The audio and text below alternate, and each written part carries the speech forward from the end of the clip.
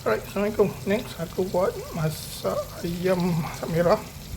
So, ada halia, bawang besar, bawang halia, serai, daun pandan, 4 sekawan, asam keping.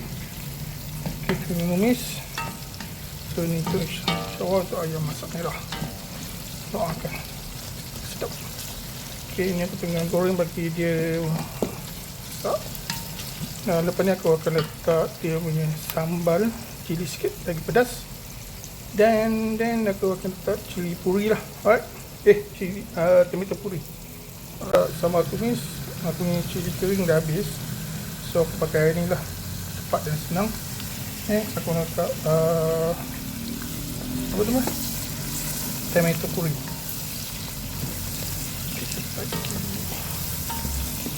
Kecilkan api. Tomato puri 1 tin setengah. So ni ada air, aku letak air. So aku lupa nak letak cili jadi aku letak. Ni ada tomato 2 biji, aku pecahkan je lah. Ok, kita tunggu masak.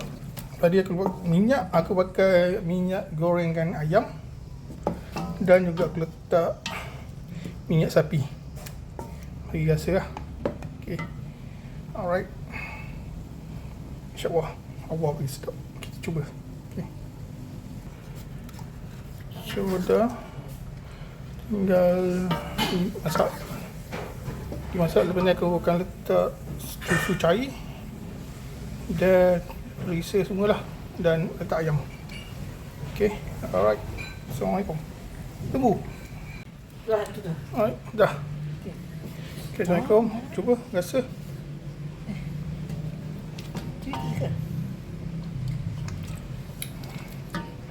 So next, kita cair.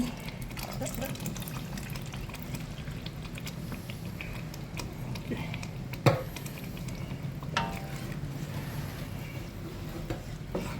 So cair aku letak separuh dulu, aku letak separuh lagi.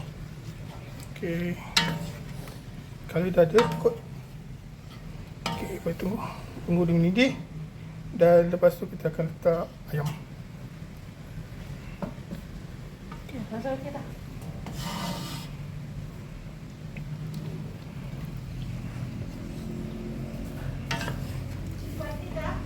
Dah.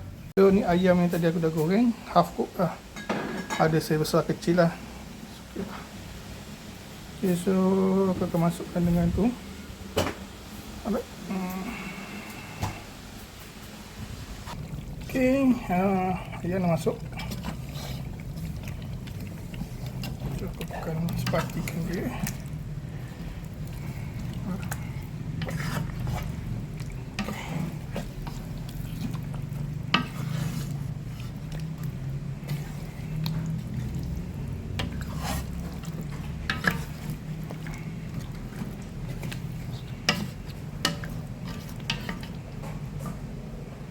Okay.